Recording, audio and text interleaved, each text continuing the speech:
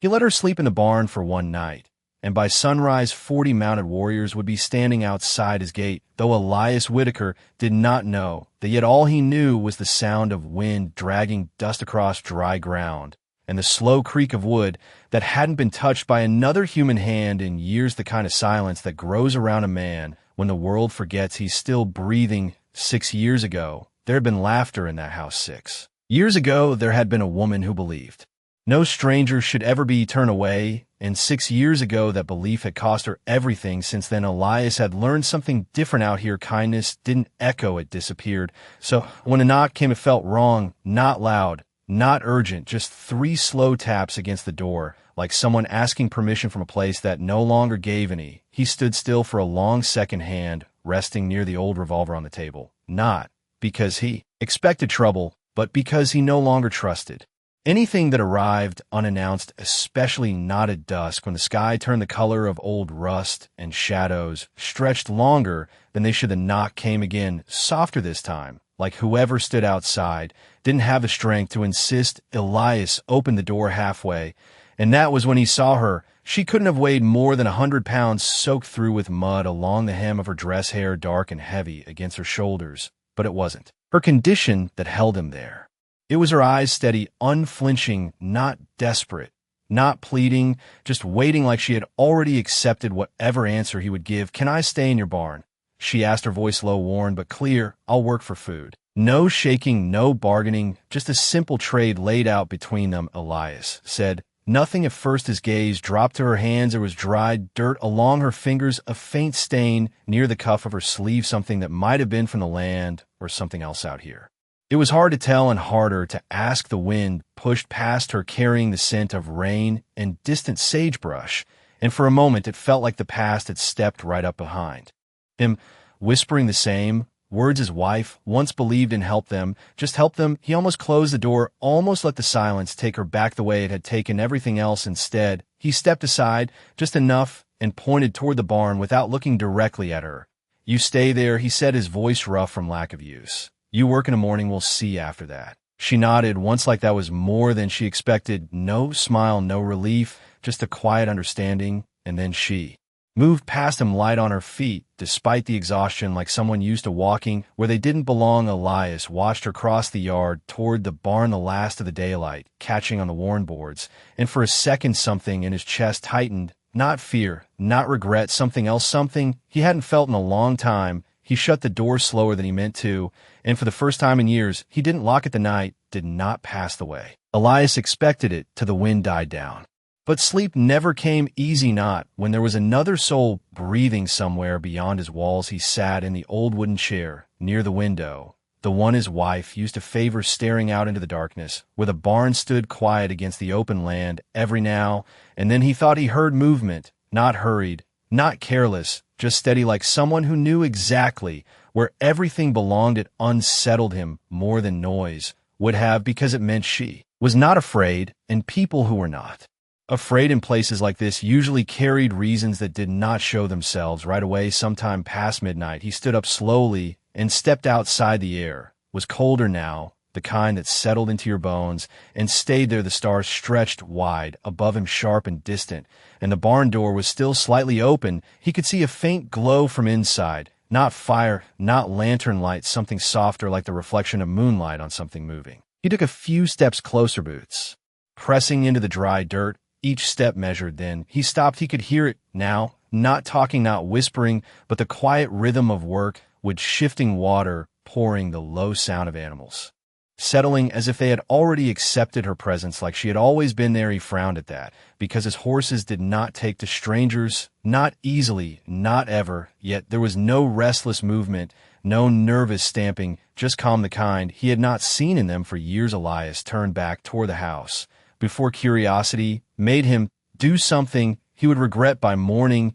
If there was one thing he had learned, it was that not everything needed to be understood the moment it appeared. Some things revealed themselves when they were ready, and forcing the truth only made it harder to recognize. When it finally came, he went back inside, but he did not close the door all the way this time. He left it resting just enough to keep the wind out, And as he sat back down, the quiet returned heavier than before, not empty, just waiting. When dawn finally began to break, it came slow, pale light stretching across the land, touching the edges of the barn first. Then the fence, then the dry fields that had not grown anything worth keeping in years. Elias stepped outside with a stiffness in his shoulders that had nothing to do with age. He expected to see the same place, the same tired ground, the same signs of neglect. But something felt different. Before he even reached the steps, the air carried a faint scent of damp earth, like rain had passed through during the night. Though the sky had stayed clear, he walked toward the barn, his pace slow, cautious. And when he reached the entrance, he stopped completely. The floor had been cleared, fresh hay laid down in even lines, water buckets filled to the brim, and not a single tool out of place. The horses stood calm, heads low, breathing steady, as if the long months of tension had been lifted from them. Without a word, Elias stepped inside, boots echoing softly against the wood, and for a moment he just stood there, taking it in. The kind of work that would have taken him 2 full days had been done in one night, without sound, without effort, without asking for anything in return. He turned slightly, and that was when he noticed her sitting near the far wall, back straight, hands resting loosely in her lap, eyes open, already watching him, not waiting for approval, not asking for recognition, just there like the morning itself. And for the first time since she arrived, Elias felt something shift, not outside, not in the land, not in the barn, but somewhere deeper, a quiet question rising where certainty used to be. And he did not yet know if that was a good thing or the beginning of something he would not be able to stop. He did not ask how she had done it, because the question felt heavier than the answer, and out here, heavy questions had a way of staying longer than they should. Elias shifted his weight slightly, eyes moving from the clean lines of the barn back to her face. She had not moved since he noticed her, not even to explain, not even to defend herself. She simply watched him the way a person watches the weather, waiting to see which direction it chooses. He cleared his throat, the sound rough against the quiet. "You worked through the night," he said, not really asking, just placing the truth between them. She gave a small nod. Nothing more, no pride, no expectation, and that unsettled him more than anything else would have, because most people wanted something to be seen, to be acknowledged, but she acted like the work was not a favor, not a trade, just something that needed to be done. Elias walked further inside, boots brushing lightly against the fresh hay. He reached for one of the water buckets and lifted it slightly full, clean, no debris, not even the usual dust that settled overnight. He set it back down slower than he meant to his mind, trying to place where this fit into the world. He understood it did not. He turned back to her. "You said you would work for food," he continued, his voice steadier now. "That is more than work." She tilted her head just slightly, as if considering his words before answering. "The land answers when it is treated right." Her voice carried no weight of explanation, just a statement, like saying the sun rises in the east. Elias frowned faintly, not in disagreement, but because he had not heard anyone speak about land that way in a long time, not since before everything had gone dry. He glanced toward the open doorway. The fields beyond still stretched wide, and tired, but something in the air felt different, not visible, not yet just enough to make a man pause before calling it. Nothing. He let out a slow breath. "You can stay another day," he said, finally, the words leaving his mouth before he had fully decided on them. She did not smile. She only nodded again, like she had already known that would be his answer, and that quiet certainty stirred something uneasy in him, not fear, not quite, more like standing at the edge of a road he had not planned to take. He turned and stepped back out into morning light. The sun had risen higher, now casting long shadows across the ground, and that was when he saw them, tracks not from one horse, not from two, but many circling the outer fence, pressing into the dirt in patterns too deliberate to be wandering. Elias crouched slightly, running his hand over one of the impressions. It was fresh, not more than a few hours old, maybe less. His eyes moved slowly along the line of tracks, following them as they wrapped around the property, not entering, not crossing, just there like a boundary drawn. Without words, he stood up straight, his shoulders tightening as the quiet shifted into something else, something watchful. He looked back toward the barn, then out again toward the horizon. The land stretched empty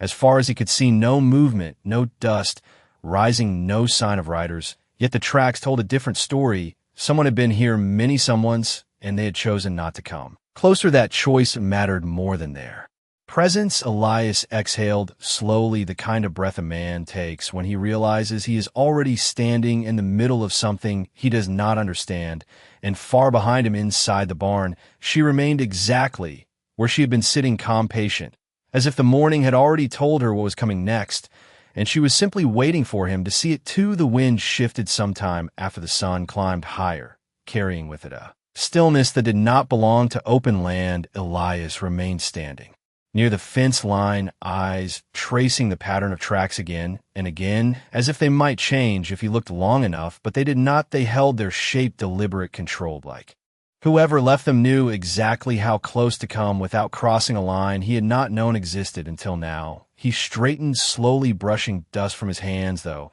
there was none to remove, and turned back toward the barn. Each step measured, each breath quieter than the last, as if the air itself had grown aware of him. Watching the door, stood open, just as before, nothing broken, nothing disturbed. Yet the feeling had changed, not inside the structure, but in the space between things, the unseen. Distance between what had been and what was beginning to take its place. She was no longer sitting when he stepped inside. Instead, she stood near the far stall, one hand resting lightly against the wooden beam, her posture relaxed, but not careless, like someone who understood every inch of the space without needing to move through it. "You saw them," she said, her voice low. Even Elias stopped a few feet from her, not reaching for his gun, not yet, but aware of its weight at his side. "I saw tracks," he replied, his tone flat, controlled. "That is enough," she answered simply, as if the rest did not need to be spoken aloud. He studied her face, searching for something, fear, guilt, explanation, but found none, only that same steady calm that had followed her since the moment she arrived. "They circled the land," he continued. "They did not come in." She nodded once. "They are waiting." The words settled between them, heavier than the silence that followed. Elias let out a slow breath, his gaze drifting briefly toward the open doorway again, then back to her. "For what?" he asked. She did not answer right away. Instead, she stepped closer, not enough to close the distance, but enough to shift the weight of the moment. Her eyes held his, not challenging, not soft, just clear. "For you to decide," she said. The simplicity of it caught him off guard more than any long explanation could have, because there was no demand in it, no pressure, only a truth placed quietly in his hands. Elias felt something tighten in his chest. Not fear, not anger, something older, something tied to memory, to a porch at sunset, to a voice that once told him that every choice a man makes echoes farther than he ever intends. He turned slightly, walking past her toward the entrance of the barn, his boots slow against the wood. As he stepped back into the open light, the horizon remained empty. No riders, no movement, only that wide stretch of land that had once felt like safety, now holding something else, something watching without showing itself. He placed his hands on the fence rail, staring out over the fields that had not grown anything in years, and for the first time he noticed small changes, patches of soil, darker than before, lines where the earth seemed to have softened just enough to take in moisture that had not been there the day before. It was subtle, easy to miss, unless you were looking for it. And Elias realized he had not been looking for anything in a long time, not since he chose to stop believing that the land could change, that anything could change. Behind him, she stepped out of the barn, her presence quiet, but impossible to ignore. She did not stand beside him. She stopped a few feet back, giving him space, like she understood that whatever came next was not hers to claim. "If they wanted to take you," he said without turning, "they would have come already." "Yes," she replied. "Then why wait?" He asked, the question sharper this time, edged with something closer to frustration than fear. She took a breath, not heavy, not hesitant, just enough to mark the moment. "Because they are not here to take anything," she said. "They are here because something was given." Elias closed his eyes for a brief second, the words settling deeper than he expected, and when he opened them again, the land in front of him no longer felt empty. It felt like the beginning of something he had not asked for, but could no longer ignore. And somewhere beyond the horizon, unseen, but certain, whatever had circled his land had not left. The silence stretched longer than it should have after her words, and Elias found himself standing there with his hands resting on the fence, as if the wood could steady something that had begun to shift inside him. He had lived years without questions, because questions led to choices, and choices led to loss. But now the questions had returned, quiet, but persistent like the wind that never truly leaves the plains. He turned slowly to face her.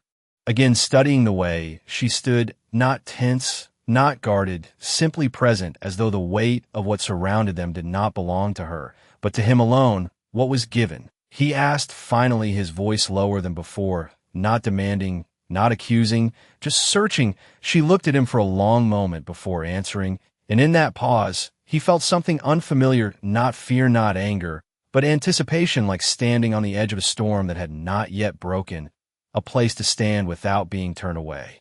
She said the words simple, but they carried something deeper than their meaning. Elias let out a breath that he did not realize. He had been holding his gaze, drifting past her, toward the barn, the fields, the horizon. Everything looked the same, and yet nothing felt the same.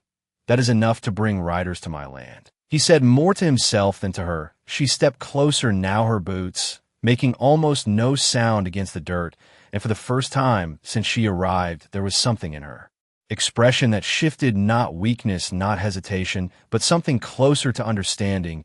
It is not the place, she said quietly. It is the choice. Elias shook his head, slightly, a faint motion, as if rejecting the idea before it could settle.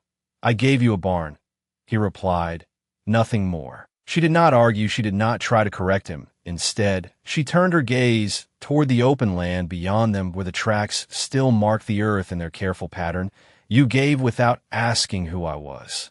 She said, that is more than most would give. The words stayed with him longer than he expected because he knew they were not entirely true. He had asked in his own way. He had looked for signs, for reasons to say no, but in the end he had stepped aside anyway.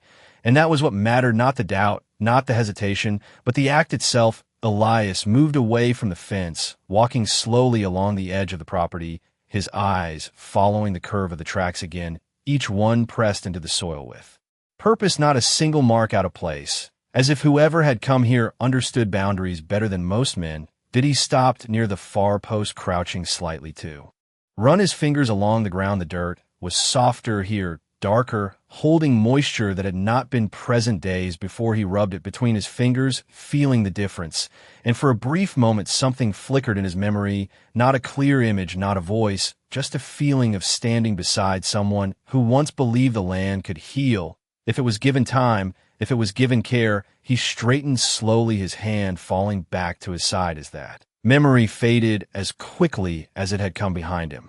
He could hear her footsteps now, faint but steady, as she approached, stopping a short distance away again, not closing the space between them, not pushing him to turn back toward her.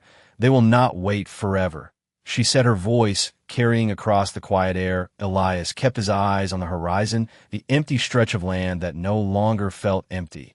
And if I choose wrong? He asked the question barely above a whisper. She did not answer right away, and when she did, her voice was softer than before, not uncertain, just honest. Then you will know it. He nodded once, a slow, deliberate motion, because that was the only kind of answer a man like him would ever get out here. No guarantees, no promises, only the weight of what he chose to carry.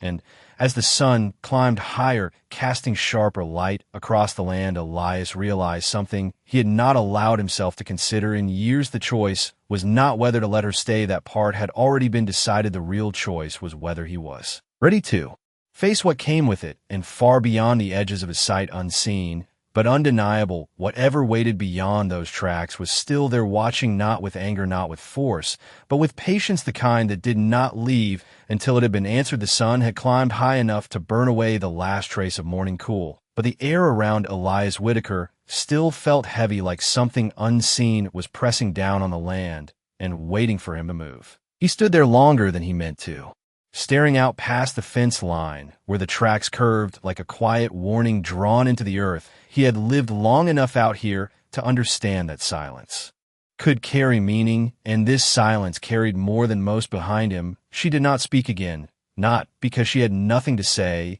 but because she knew the weight of the moment did not belong to her. Elias finally turned his back on the horizon and walked toward the house, each step slow, deliberate, as if he were measuring something that could not be seen with the eye. The porch creaked beneath his boots the same way it always had, familiar, steady, unchanged yet. Even that sound felt different now, like It belonged to a place that was no longer entirely his. He pushed the door open and stepped inside the dim light, wrapping around him like a memory. The room had not changed in years. Everything still where it had been left: the table, the chair, the old coat hanging by the wall. But for the first time, he noticed how little of it truly mattered. He walked to the window, looking out toward the barn, where she still stood near the edge of the yard, not moving, not leaving, just present like a marker placed. Between what had been and what was coming next, his hand rested against the frame of the window, fingers pressing lightly into the worn wood as a thought settled in his mind. Not loud, not sudden, just clear. He could send her away. He could step back outside, tell her to leave before whatever waited beyond the land decided to step forward. He could return to the silence. He understood the kind that did not ask anything from him, but as that thought formed, it did not sit right. It felt hollow-like. Something already broken long before he noticed it. Elias closed his eyes for a brief second, and in that darkness a memory rose uninvited, the sound of voice, gentle, certain, telling him that a man is not measured by what he keeps safe, but by what he refuses to abandon, even when it costs him something. He opened his eyes slowly. The land outside, unchanged, the tracks still there, the waiting still present, but the question inside him had shifted. It was no longer about whether he should act. It was about whether he could pretend he had not already chosen. He stepped away from the window and moved toward the door again, the motion steady now, without hesitation. When he stepped outside, the light hit him stronger than before, but he did not stop walking. He crossed the yard toward her, stopping a few feet away, close enough that she could hear him without raising his voice. "If they come," he said, his tone even controlled, "they come to me first." She looked at him, then really looked, not with surprise, not with relief, but with something deeper, something that understood what those words meant without needing to be explained. She nodded once, and that was enough. No promise, no gratitude, just acceptance, the kind that carried weight, because it did not need to be spoken aloud. Elias turned slightly, his gaze lifting again toward the horizon, and for the first time since the tracks appeared, he did not look at them as a warning. He looked at them as a line that had already been crossed, not by them, but by him, and somewhere beyond that empty stretch of land, unseen, but certain, the stillness shifted just enough to be felt like a breath taken before something begins. The afternoon stretched long and quiet, but it was no longer the empty, quiet Elias had known for years. It carried a weight, now a presence that did not reveal itself, but refused to leave. He moved through the yard with a purpose that felt unfamiliar, like a man remembering something he had once forgotten, rather than learning it for the first time. The fence posts needed checking, the water lines needed clearing, tasks he had put off for days, now done without delay, as if the land itself had begun asking again. And for the first time along, while he was listening, she worked without direction, without pause, moving from one part of the property to another, not asking where to begin, not waiting to be told what mattered. Her hands knew the rhythm of it, the small things most men overlooked: the way the soil shifted near the base of a post, the way water settled unevenly in a trough, the way the wind carved its path through the open space between structures. Elias noticed it all, not because she showed him, but because her presence forced him to look again at what he had stopped seeing somewhere past midday. He straightened from the fence line, wiping his hands against his shirt, his eyes drifting once more toward the horizon. It was still empty, no riders, no dust, no sign of movement, but the absence no longer meant safety. It meant patience, and patience out here was something to be respected. He turned slightly, his gaze finding her near the far edge of the field where the ground dipped low. She was kneeling there, one hand pressed lightly into the dirt, as if feeling something beneath the surface. He watched her for a moment before stepping closer, stopping just far enough not to interrupt whatever she was doing. "You keep looking at the ground like it is trying to speak," he said, his tone neutral, not mocking, not dismissive. She did not look up right away. When she answered, her voice carried the same calm it always had.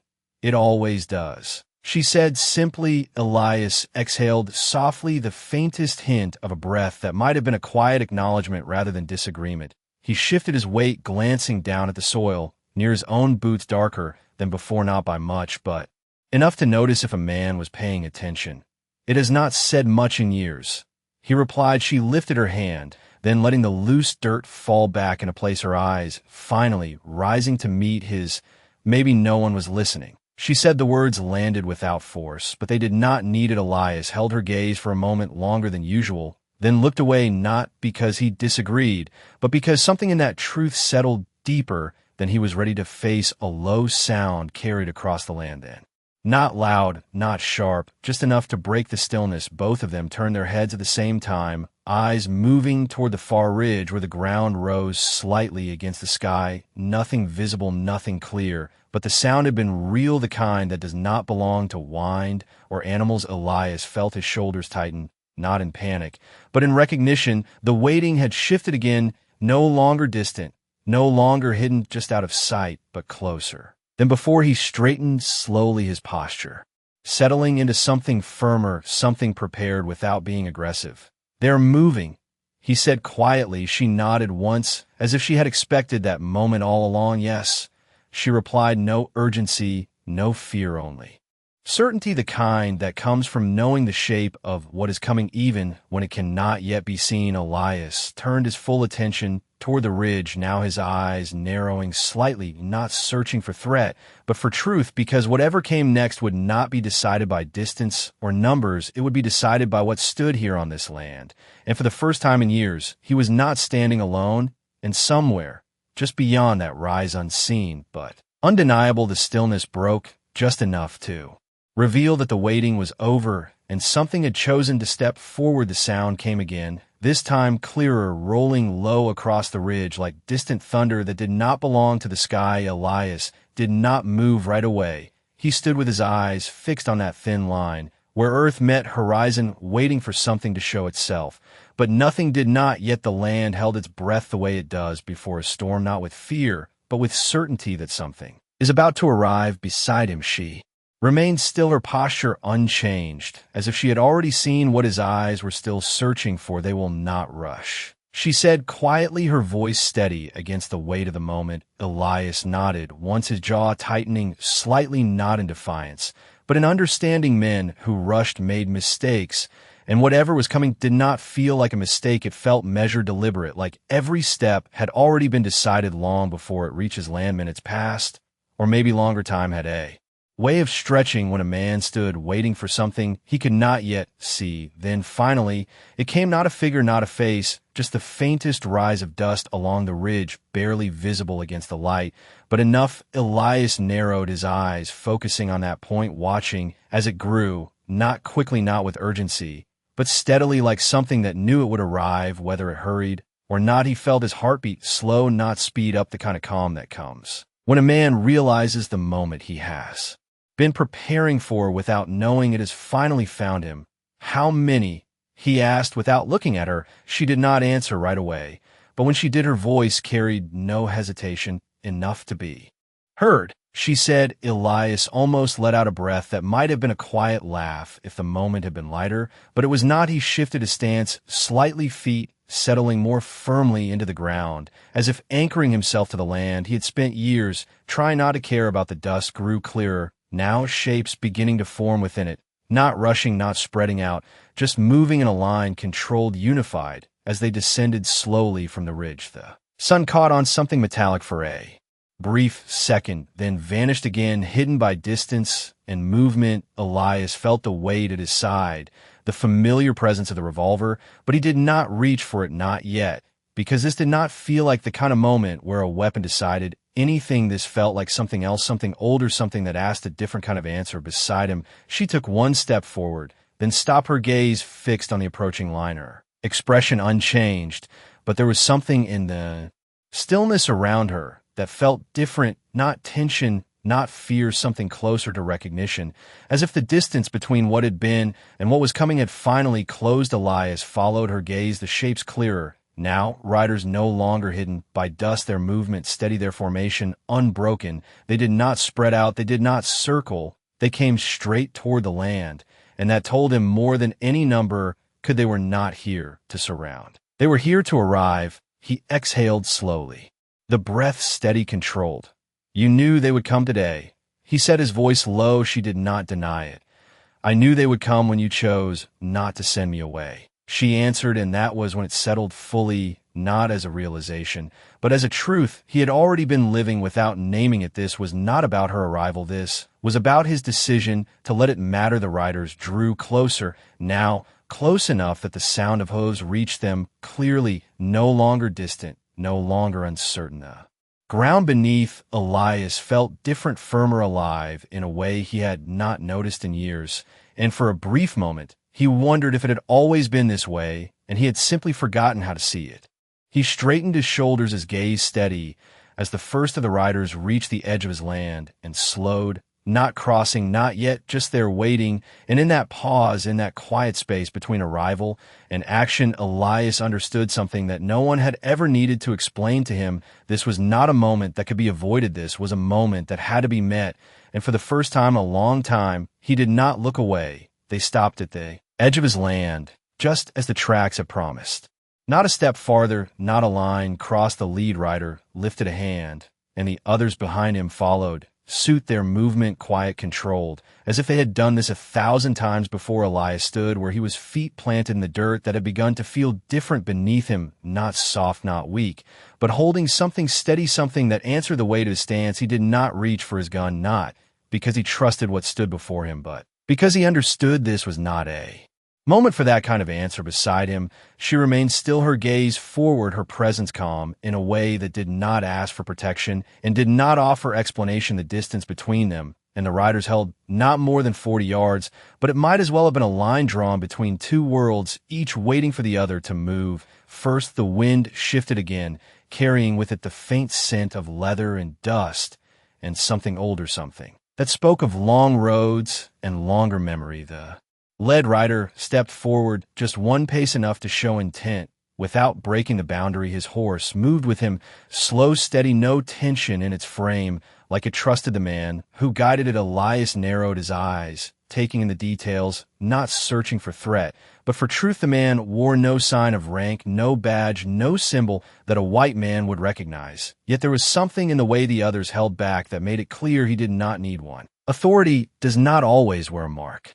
Sometimes it is carried in silence. The rider looked toward Elias first, not toward her, not toward the barn, but straight at him. And in that look, there was no accusation, no anger, only a question that had already been asked without words. Elias felt it settle into him, the same way the tracks had, the same way the waiting had. It was not about what had happened, it was about what he would stand for now. The rider shifted slightly in the saddle. Then his gaze moved past Elias to where she stood behind him, not hidden, not shielded, just present.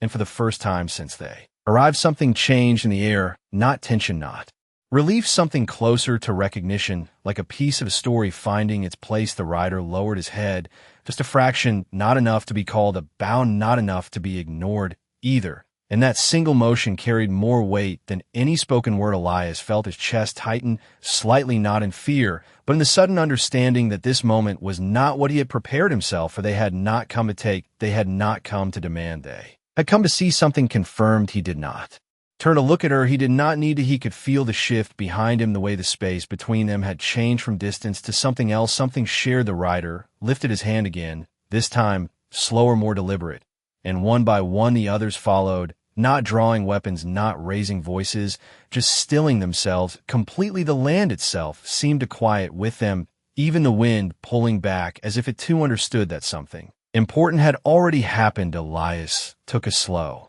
breath, his shoulders easing, not in surrender, but in clarity, because whatever this was, it was not a confrontation. It was a measure, not of strength, not of numbers, but of choice. And standing there between them and her, between what had been and what was now unfolding, he realized something that settled deeper than anything that had come before. This was never about the barn or the work or the night she had asked for shelter. This was about whether a man could stand in front of something he did not understand and still choose not to turn away. And as the silence held steady, stretching wide across the land, Elias did not move. He did not speak. He simply remained where he was. And for the first time since they arrived, that was enough. The stillness did not break all at once. It shifted slowly, like the land itself deciding to breathe again. The lead rider remained where he was, his posture unchanged, his gaze steady on Elias, not pressing forward, not pulling back, simply holding that line between them, as if it mattered more than distance ever could. Elias felt the weight of that look settle deeper,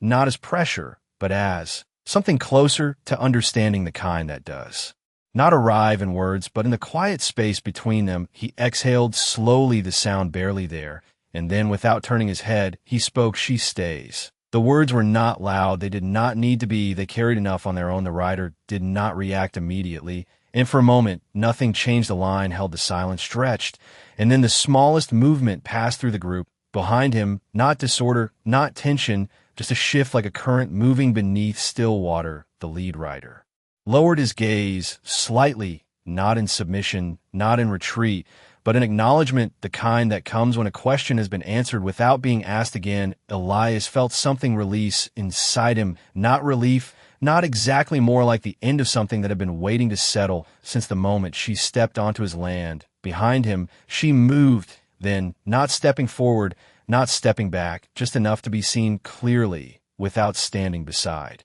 him. Her presence, no longer behind him, no longer separate, but part of the space he had chosen to stand in. The rider's eyes moved to her now, and for the first time since their arrival, there was something different in that look, not doubt, not distance, something closer to certainty, as if what he needed to see had been confirmed. He raised his hand once more, slow, deliberate, and the others followed, not in readiness, not in warning, but in stillness deeper than before. Then, one by one, they began to dismount. Not all at once, not rushed, each movement careful, controlled, the kind that showed intention without force. Elias did not move. He did not step forward to meet them, and he did not step back to create distance. He simply stood his ground, the same way the land held itself beneath his boots, steady, unyielding, and present. The lead rider stepped down last, his boots touching the dirt just inside the boundary line, and for a brief moment that small shift carried more weight than anything that had come before. He had crossed, not with challenge, not with claim,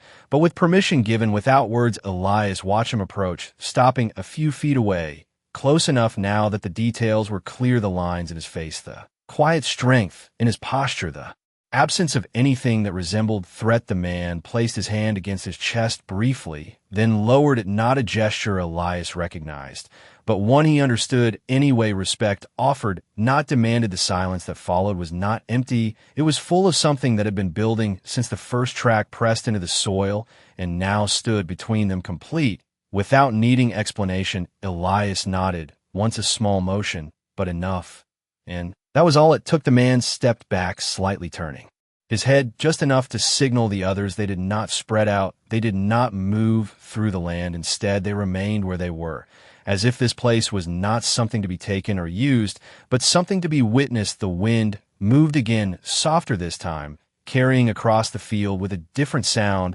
not hollow, not empty, something fuller, something alive. Elias felt it, without thinking, the way a man feels rain before it touches the ground, and for the first time in years, he did not question it. He did not measure it. He simply let it be, and standing there between what had once been silence and what was now something else entirely, he understood this was not the end of anything. This was the beginning of something he had already chosen without knowing it, and now it had chosen him back. The man did not speak, and neither did Elias, but something passed between them anyway, not in words, not in gesture, but in the quiet certainty that both understood what had just taken place. The riders remained where they stood, not restless, not uncertain, just present, as if their purpose had already been fulfilled, and what followed now belonged to a different kind of moment. The lead man turned slightly, his gaze moving across the land, not inspecting, not claiming, but seeing the fields, the barn, the worn lines of a place that had endured more silence than life. And for a brief second, his eyes paused on the ground near the fence, where the soil had darkened, where something unseen had begun to shift. Elias followed that glance without meaning to, and for the first time, he noticed it clearly. The change was not imagined. The earth itself had softened, holding a depth of color that had not been there before, not dramatic, not sudden, just enough to tell a man who knew land that something had begun again. Behind him, she stepped forward just one pace, not to stand beside him, not to stand in front, but to close the space that had once separated her from the choice he made. She did not speak, and she did not need to. The moment, no longer required explanation. The lead man inclined his head once more, this time toward her, not in question, not in demand, but in something closer to recognition, like a story returning to its rightful place among those who remembered it. Then, without signal, without command, the riders began to move again, not forward, not into the land, but along its edge, tracing the boundary they had respected from the beginning. Their horses stepped lightly their pace, even as they turned away from the center and followed the curve of the property, as if marking it not as territory, but as something acknowledged, something witnessed. Elias watched them go, his eyes steady, his posture unchanged, and as they moved, the weight in the air shifted again, not lifting, not disappearing, but settling into something that felt less like waiting and more like completion. When the last of them reached the far line and began to fade into the distance, the land seemed to breathe differently, the wind returning softer, carrying with it the faint scent of damp soil and something green, something alive. Elias did not move right away. He stood there longer than needed, looking at the place where they had been, not searching for signs, not questioning what had happened, just letting it rest the way it had come. Then slowly, he turned his head toward her. She was watching the horizon, as well, her expression unchanged, her presence as steady as it had been from the start. "They will not come back," she said, her voice quiet but certain. Elias nodded, once not because he fully understood, but because he knew she was right. Some things out here did not need proof. They simply were. He glanced down at the ground again, at the subtle shift in color and texture in life that had begun without announcement. "You knew this would happen," he said, not accusing, not even questioning, just stating. She took a breath, not heavy, not hesitant, just enough to mark the truth. "I knew what could happen," she answered, "not what you would choose." Elias let that settle for a moment, longer than he expected, because it carried something he had not felt in years, not regret, not doubt, something closer to meaning. He turned back toward the house, his steps slower, now not from uncertainty, but from the quiet weight of understanding that followed him. The door still stood open, just as he had left it, and as he reached it, he paused, his hand resting lightly against the frame. For a brief second, he considered closing it, the old habit, the old instinct to return to what was safe, what was known, but the thought did not stay. It passed as quickly as it came. He stepped inside, leaving the door open behind him, and for the first time in a long while, the house did not feel empty. It felt like something had entered, not her, not the riders, something else, something that had been missing long before any of them arrived. And outside, the land remained still, not silent, not waiting, but alive in a way Elias had almost forgotten how to see. The house held a different kind of quiet now, not the hollow stillness that had once settled into every corner, but something steadier, something that did not press against him, but moved with him. As Elias stepped further inside, the light shifted across the worn wood of the floor, catching dust that no longer seemed to sit as heavy in the air. He moved toward the table, his hand brushing against its surface, not to check, not to clean, just to feel the presence of something familiar that had not changed, even as everything else had begun to. He paused near the window again, his eyes drifting out toward the land where the riders had disappeared. The horizon looked the same as it always had, wide open, untouched, but he knew better now. He knew that what mattered out here was not always what could be seen. He stood there for a moment longer before turning back toward the door, the habit still there, the instinct to close it, to draw a line between himself and whatever lay beyond, but he did not follow it. Instead, he left it open. As he stepped back outside, the air felt different, not cooler, not warmer, just fuller, like it carried something new that had not been there before. She was no longer near the barn when he looked for her at first, and for a brief second something in him shifted, not fear, not concern, but the simple awareness of absence. He walked across the yard, his pace steady, his eyes scanning without urgency, until he saw her near the far edge of the field where the ground dipped low again. She was standing there looking down at the soil, her posture unchanged, her presence as calm as it had always been. Elias approached, stopping a few feet away, his gaze following hers to the ground below. It was clearer now, the change, the soil darker, richer, holding moisture in a way it had not for years, small lines forming where water had begun to settle, not by chance, not by accident, but by something that had been set into motion. It was not just them, he said quietly. She did not look up when she answered no. He crouched slightly, his hand reaching down to press into the earth, the texture different. Yielding where it had once resisted, he let the soil fall through his fingers, watching the way it held together before breaking apart.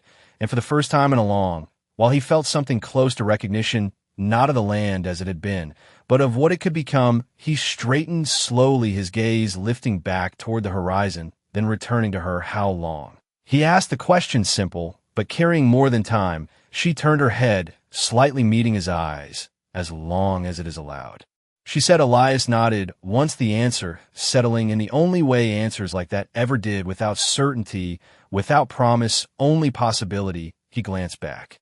Toward the house, the open door still, standing as he had left it, the space inside, no longer empty in the way it once was, and something in that sight held his attention longer than he expected, not because it had changed, but because he turned away from it after a moment, his focus returning to the land, to the work that had begun without being asked, and would continue the same way. You will stay. He said. It was not a question. She did not hesitate. For now, she replied, and that was enough. Elias did not need more than that. He stepped past her, moving further into the field, his boots pressing into soil that responded differently beneath his weight.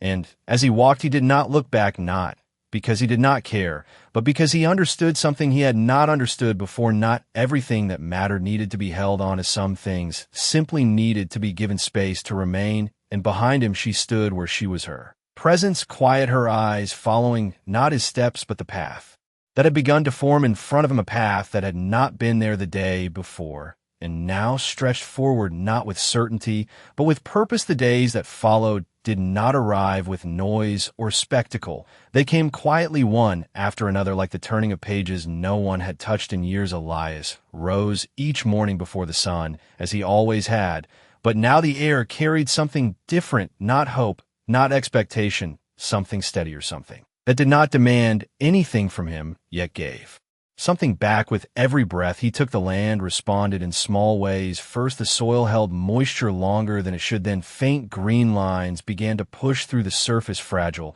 at first easy to miss unless a man was looking, and Elias was looking now, not because he had been told to, but because he had remembered how she worked beside him, without needing to be asked, without needing to be directed. Her presence no longer felt like something that had arrived. It felt like something that had always been waiting just beyond his reach until he chose to see it. They did not speak. Often words were not needed. Between them, the rhythm of the land replaced conversation, the sound of tools, the shift of wind, the quiet movement of animals, all of it forming something that did not require explanation.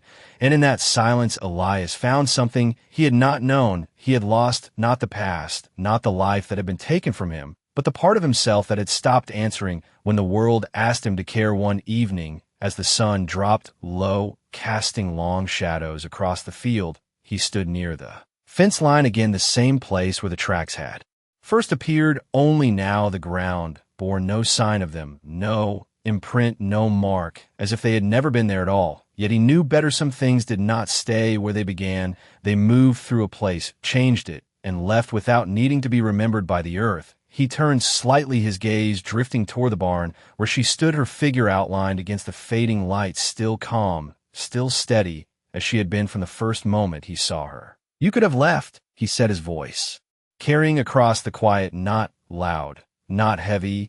Just there, she looked toward him, then her expression unchanged. So could you, she replied, the words simple, but they held everything. Elias let out a slow breath, a faint motion of something close to a smile. Not on his face, but somewhere deeper, where words no longer reached. He looked back out over the land, the small green shoots catching the last light, the soil holding life in a way it had not for years, and for the first time he did not measure it in what it might become. He let it be what it was, something begun, something growing, without promise, without guarantee, but real all the same. The wind moved again, soft, steady, carrying across the field with a sound that no longer felt empty. And as it passed through the open door of the house behind him, it did not echo the way it once had. It moved through and continued on, as if the space it crossed was no longer hollow. Elias stood there a moment longer, then turned and walked back toward the house, not to close the door, not to retreat, but simply to enter it as it was open, unchanged, yet different, because he was different. And somewhere behind him, without sound, without announcement, she remained, not as a stranger, not as a visitor, but as something the land had accepted long before he understood why. And as the light faded and the first stars appeared above the quiet stretch of sky, Elias Whitaker did not look for what might come next. He did not wait for something to arrive. He simply stood where he was a man who had once turned away, now choosing without effort, without doubt to remain, and out here that was enough.